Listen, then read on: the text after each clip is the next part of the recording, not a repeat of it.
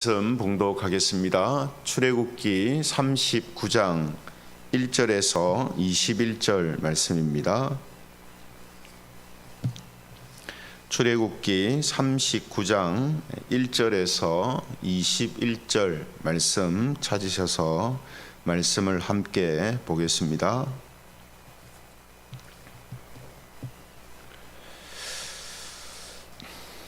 출애굽기 39장 1절에서 21절입니다. 1절부터 제가 봉독하겠습니다. 그들은 여호와께서 모세에게 명령하신 대로 청색, 자색, 홍색 실로 성소에서 섬길 때 입을 정교한 옷을 만들고 또 아론을 위해 거룩한 옷을 만들었더라. 그는 또 금실과 청색, 자색, 홍색 실과 가늘게 꼰 배실로 에봇을 만들었으되 금을 얇게 쳐서 오려서 실을 만들어 청색, 자색, 홍색 실과 가는 배실에 섞어 정교하게 짜고 에봇에는 어깨바지를 만들어 그 두 끝에 달아 서로 연결되게 하고 에봇 위에 에봇을 매는 띠를 에봇과 같은 모양으로 금실과 청색, 자색, 홍색 실과 가늘게 꼰 벤실로 에봇에 붙여 짰으니 여호와께서 모세에게 명령하신 대로 하였더라. 그들은 또 호마노를 깎아 금태에 물려 도장을 새긴 같이 이스라엘의 아들들의 이름을 그것에 새겨 에봇 어깨바지에 달아 이스라엘의 아들들을 기념하는 보석을 삼았으니 여호와께서 모세에게 명령하신 대로 하였더라. 그가 또 흉패를 정교하게 짜되 에봇과 같은 모양으로 금실과 청색, 자색, 홍색 실과 가늘게 꼰 배실로 하였으니 그것의 길이가 한 뼘, 너비가 한 뼘으로 네모가 반듯하고 두 겹이며 그것에 네 줄 보석을 물렸으니 곧 홍보석, 황옥, 녹주옥이 첫 줄이요 둘째 줄은 석류석, 남보석, 홍만호요 셋째 줄은 호박, 백만호, 자수정이요 넷째 줄은 녹보석, 호만호, 벽옥이라 다 금태에 물렸으니 이 보석들은 이스라엘의 아들들의 이름 곧 그들의 이름대로 12이라.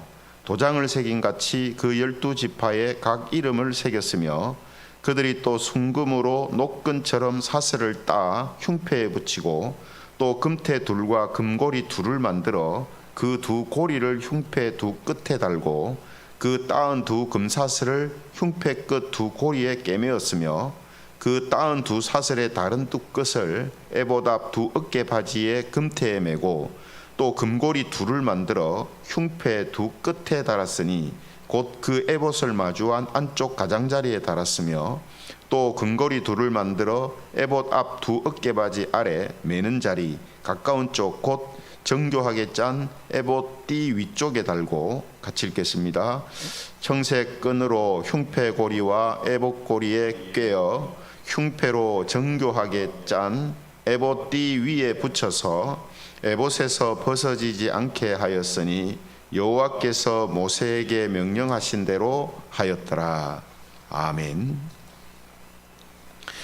오늘은 예수님의 어깨와 가슴에 있는 자들, 예수님의 어깨와 가슴에 있는 자들, 이런 제목을 가지고 하나님 말씀을 함께 살펴보겠습니다.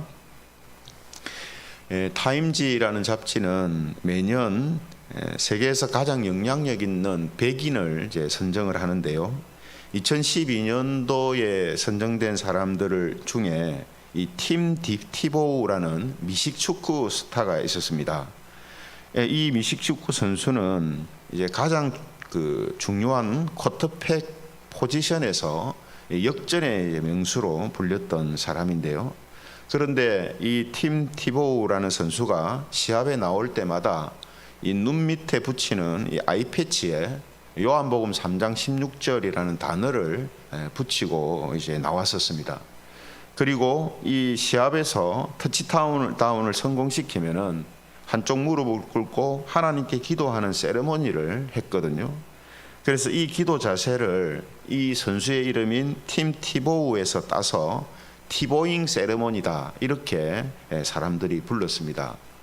그래서 이 선수는 자신이 하나님께 받은 사랑과 또 예수님을 증거하기 위해서 눈 밑에 시합 때마다 요한복음 3장 16절을 이제 16절이라는 글자를 붙인 것이죠.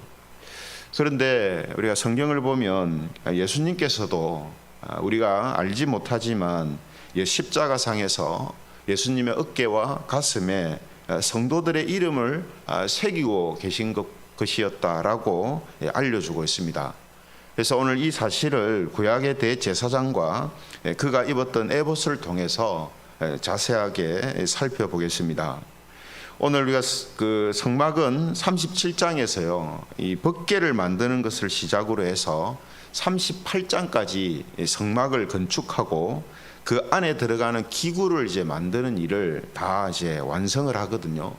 그리고 오늘 본문 39장에서는 이 완성된 성막에서 대제사장으로 섬길 제사장의 옷을 만드는 것을 기록을 하고 있습니다.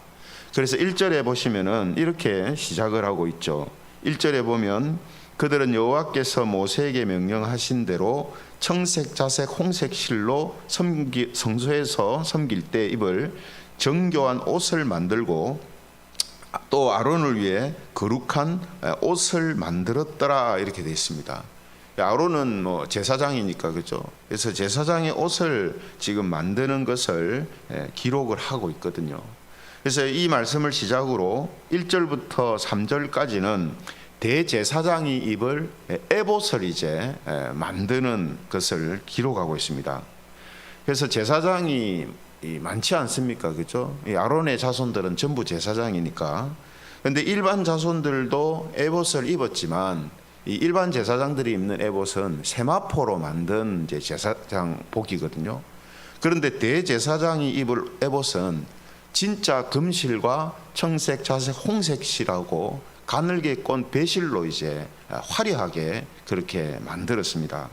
그리고 4절부터 오늘 내용은 견대를 만드는 내용이거든요. 견대를 만드는 내용인데 4절부터 7절까지 그 견대를 어떻게 만들었는가 기록되어 있습니다. 견대는 이 에봇의 어깨에 이제 다는 것으로 이 호마노라는 보석에다가 12지파의 이름, 이스라엘의 12지파의 이름을 이제 새긴 거거든요. 그리고 8절부터 21절까지는 흉패를 만드는 내용입니다. 그 흉패는 대제사장의 가슴에 이제 부착하는 것으로 이 12개의 각기 다른 보석에다가 역시 12지파의 이름을 새겨서 제사장의 가슴에 이제 붙이는 이제 그런 형태로 되어져 있죠. 그래서 지난번에 우리가 그림을 보면서 주일 찬양 예배 때 이 제사장이 입는 에봇에 대해서 우리가 함께 봤던 적이 있는데요. 우리 대제사장은 결국은 성막이 예수님을 상징하는 것처럼 대제사장도 예수님을 상징하고 예표하는 그런 역할을 하고 있습니다. 그래서 그 히브리서 9장 11절에 보면 이런 말씀이 있습니다. 히브리서 9장 11절에 보면 그리스도께서는 장래 좋은 일의 대제사장으로 오사 이렇게 돼 있거든요. 장래 좋은 일의 대제사장으로 오셨다. 그러니까 지금 예수님을 대제사장이라고 표현하는 것은 구약시대 때 대제사장이 예수님을 예표하는 인물이었다라는 것을 지금 성경이 말해주고 있는 것이죠. 그래서 구약의 대제사장은 어떻습니까? 성막에서 염소와 송아지 피로 일시적인 속죄를 하는 사람이었죠. 그죠? 하지만 영원한 대제사장 되시는 예수 그리스도는 자기의 피로 영원한 속죄를 하시는 분으로 이 땅에 오신 것이죠. 그래서 이런 의미에서 보면 구약의 대제사장의 어깨에 뭐가 있다 했습니까? 견대, 가슴에 흉패가 있는데 거기에 뭐가 새겨져 있다 했죠? 이스라엘 12지파의 이름이 새겨져 있다 했지 않습니까? 이 말은 무슨 의미가 되냐면 이스라엘 백성 전체를 이 제사장이 대신하여서 하나님 앞에 나아간다라는 거거든요. 그러니까 이스라엘 전체가 나가는 겁니다. 구약의 대제사장이 12지파의 이름을 새긴 견대와 흉패를 붙이고 성소 안에 들어간다는 것은 이스라엘 전체가 그 대제사장과 함께 들어가는 것과 같은 의미를 가진다는 거거든요. 그러므로 예수님께서 구약의 이 대제사장을 예표하는 그 완성으로 오신 분이라고 한다면 예수님께서도 역시 뭡니까? 십자가상의 그 속죄의 자리에 사실은 모든 사람들을 대표하고 모든 사람들과 함께 이 십자가상에 나간 것과 같단 말이죠. 그죠? 그것을 보여주기 위해서 구약의 이스라엘의 이 대제사장이 12지파의 이름을 새기고 하나님 앞에 나간 거거든요. 그래서 성경은 이 고린도후서 5장 14절에 이렇게 증거를 합니다.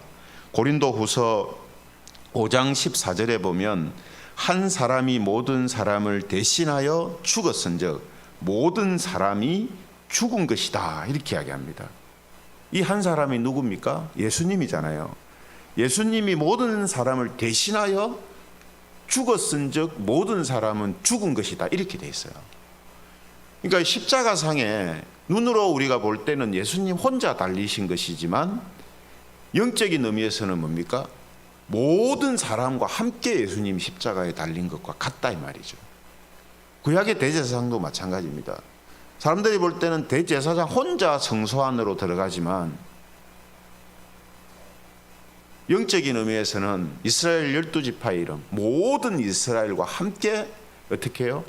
속죄를 거치고 성소 안으로 들어가는 이런 이제 의미가 있는 것이다라는 겁니다. 그래서 사실 이 구약의 대제사장은요, 이스라엘 백성을 대신하여 죽는 자리에 들어가는 겁니다.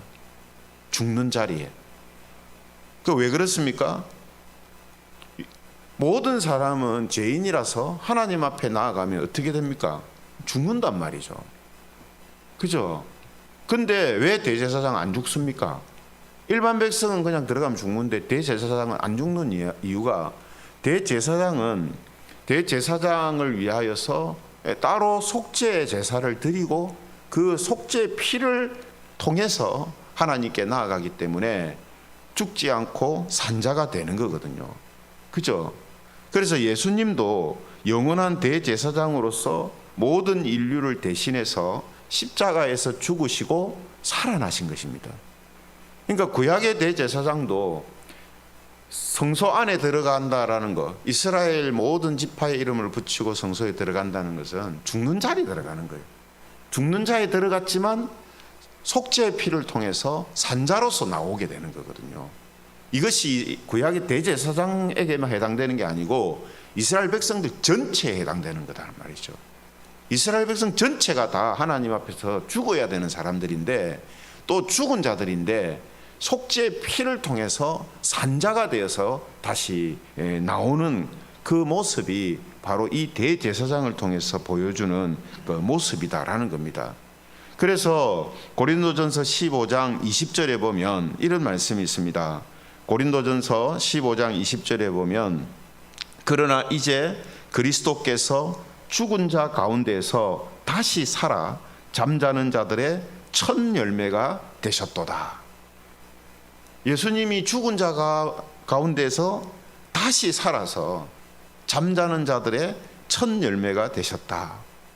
산자들의 첫 열매가 되셨다, 이런 뜻이죠. 그래서 예수님은 죽으시고 다시 살아나셨기 때문에 그리스도를 믿고 그리스도 안에서 죽은 자들은 모두가 산자가 되는 것입니다. 모두가. 그죠? 그 산자가 된 사람들이 바로 예수님을 믿는 성도들이죠. 따라서 이스라엘은 대제사장의 옷과 그가 한 이 사역을 보면서 무엇을 그들이 깨달아야 했냐면 하나님이 약속하신 메시아는 영원한 대제사장으로 하나님의 백성들을 위하여 죽으셨다가 다시 살아나러 오신다라는 이 사실을 그들이 대제사장, 구약의 대제사장을 보면서 그것을 발견했어야 된단 말이죠. 그죠? 그런데 그들은 우상과 정욕에 눈이 멀어서 이 구약의 대제사장을 보면서도 메시아를 통해서 하나님이 행하시는 이 일을 보지를 못한 겁니다. 그러니 여러분, 신약의 이 사도들 또 신약의 이 제자들이 바로 이런 사실들을 보고 깨달았을 때에 그들이 얼마나 놀래고 또 감격했겠습니까? 그죠? 그래서 우리가 히브리서를 보면은 바로 예수님께서 구약의 대제사장 그리고 또 성막을 통해서 예표되었던 메시아였다라는 사실을 정말 놀랍게 기록을 하고 있거든요. 그죠? 그것이 신약 시대의 성도들에게 지금 밝히 드러난 것입니다만, 사실은 구약의 이스라엘이 실제 자기들이 성막을 보고 성막에서 행하는 모든 일들을 보고 대제사장들이 입은 옷과 대제사장이 행하는 그 일들을 직접 다 본 사람들이거든요. 그죠? 그러면 그들이 먼저 깨달았어야 되는데 그들이 그것을 깨닫지를 못했다는 겁니다. 그 깨닫지 못한 근본적인 이유가 어디 있습니까? 이스라엘 백성들이 말씀드린 것처럼 하나님을 바르게 섬기고 믿는 일에 그들이 실패했기 때문이에요. 그래서 이런 일들을 그들은 아직도 모르는 거예요. 아직도. 그래서 오늘 구약의 이 대제사장을 통하여서 또 대제사장이 입은 옷과 그가 행하는 그 성소 안에서의 그 사역들을 보면서 무엇을 이제 우리에게 보여준다 했습니까? 예수님의 죽으심과 살아나심, 그리고 그 예수님의 죽으심과 함께 모든 사람들이 죽고 예수님이 살아나심과 함께 믿는 모든 성도들이 살아나게 된다라는 사실을 구약의 이 대제사장을 통해서 증거하고 나타내고 드러내고 있다 하는 것입니다. 중요한 사실은 예수님의 이 죽으심은 단지 성도들을 대신하여 죽으시고 산자가 되게 하시는 것이 전부가 아니라는 거예요. 그래서 고린도후서 5장 15절에 보면 이런 말씀이 있습니다. 고린도후서 5장 15절에 보면 그가 모든 사람을 대신하여 죽으심은 살아있는 자들로 하여금 다시는 그들 자신을 위하여 살지 않고 오직 그들을 대신하여 죽었다가 다시 살아나신 이를 위하여 살게 하려 함이라. 여러분, 예수님의 가슴과 어깨에 모든 사람들이 함께 했고 십자가상에서 죽고 예수님이 사신 것처럼 다시 살아난 자가 됐다 했잖아요. 그 사람들이 성도들이라 했지 않습니까? 그러면 우리가 그것은 영적인 의미에서의 우리들에게 생긴 일이란 말이에요. 그러면 진짜로 예수님의 어깨와 가슴에 함께 하면서 예수님 안에 예수님과 함께 하면서 십자가에서 죽고 다시 산 자가 되었다는 것을 어떻게 알 수 있느냐 하면 오늘 방금 고린도후서 5장 15절의 말씀이 뭐라고 했습니까? 예수님과 함께 죽고 예수님과 함께 다시 산 자들은 그냥 그런 어떤 영적인 의미로만 끝나는 게 아니라 그 사람들이 어떻게 드러난다 했습니까? 자기를 위하여 사는 삶이 아니고 이제는 예수님을 위하여 사는 삶으로 바뀌어진다 했거든요. 그죠? 이 바로 이런 모습으로 사는 사람들이 예수님과 함께 죽고 예수님과 함께 산 자들이란 거예요. 이것이 중요한 것입니다. 그러므로 우리가 정말로 그리스도 안에서 다시 살아난 자들이라면, 산 자들이라면 우리에게 반드시 있어야 하는 게 뭐냐면 우리의 삶을 내 자신을 위하여 사는 삶이 아니라 예수 그리스도와 함께하며 그분을 위하여 사는 삶을 사는 것이 분명히 있어야 된다는 겁니다.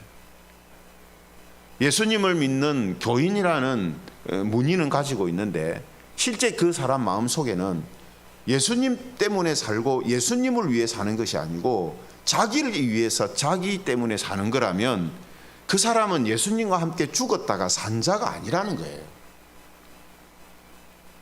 이것이 예수님을 통하여서 우리에게 나타나는 하나의 증거라는 겁니다. 그래서 방금 읽은 고린도후서 5장 15절에 뭐라고 했습니까? 다시는 그들 자신을 위하여 살지 않고 오직 그들을 대신하여 죽었다가 다시 살아나신 이 예수님을 위하여서 살게 하려고 이런 일을 하셨다, 이렇게 돼 있잖아요. 그래서 우리가 구약의 이 성도들을 보면 어떻습니까? 그 구약의 성도들은 물론 대표적인 사람들만을 보여주는 것이지만 그 사람들에게 나타나는 동일한 특징이 뭐냐면 하나님과 하나님의 약속을 위하여서 사는 사람들입니다. 그렇잖아요, 그죠? 어느 한 사람 다 대보세요. 그 사람의 삶을 성경을 통해서 보면 자기 자신만을 위해 산 사람이 없어요. 전부 다가 하나님과 하나님의 약속, 예수 그리스도 메시아, 그분을 드러내고 나타내는 일에 전부 다 자기의 삶을 드리는 삶을 살았다라는 것을 우리가 이제 보게 되는 거죠. 그러므로 우리가 예수 그리스도 안에서 죽었다가 산 자가 된 성도들이라면 이제는 우리 자신을 위하여 사는 것이 아니라 우리를 대신하여 죽었다가 다시 살아나셔서 우리도 다시 살게 하신 예수 그리스도를 위해서 살아야 하는 것이죠. 이것은 모든 사람들, 모든 성도들이 목회자나 선교사가 되어야 한다는 뜻이 아니라 예수 그리스도가 자기의 삶의 모든 것이고 삶의 목표요, 삶의 에너지요, 삶의 희망이 되어서 살아야 한다 하는 그런 뜻입니다. 이런 모습이 있는 자들이 바로 예수님과 함께 죽고 예수님과 함께 산 자들이다, 이 말이죠. 그리고 우리는 이런 사실을 알고 우리의 마음속에서 의지적으로 예수님과 함께 사는 삶을 소망하고 또 그렇게 살기를 힘써야 하는 것이다 라는 것입니다. 그래서 오늘도 우리는 예수 그리스도 안에서 죽었다가 산 자다라는 이 사실을 우리가 확신한다면 오늘 우리에게 주어진 삶을 예수 그리스도가 나의 희망이요, 에너지요, 목표요, 나의 능력이다라는 이 사실을 인정하고 고백하고 나타내는 자들로 살아야 합니다. 오늘 우리 모두에게 이러한 모습으로 예수 그리스도로 살아가는 이런 모습이 우리에게 더 일어나도록 성령 하나님께서 역사하시고 인도하시기를 예수 그리스도의 이름으로 축원합니다. 말씀을 생각하시면서 우리 같이 기도하겠습니다. 오늘 예수님은 십자가상에서 예수님의 어깨와 가슴에 성도들과 함께 나아갔다라는 사실을 구약의 이 대제사장을 통해서 우리에게 보여주셨습니다. 그래서 예수님과 함께 죽고 예수님과 함께 산 자들이 성도들이다라는 사실을 우리가 기억하면서 우리가 다시 예수님을 통해 산 자가 되었다면 이제는 우리 자신을 위하여서 사는 삶이 아니라 그리스도로 살아가고 그리스도를 위하여 살아가는 그런 삶이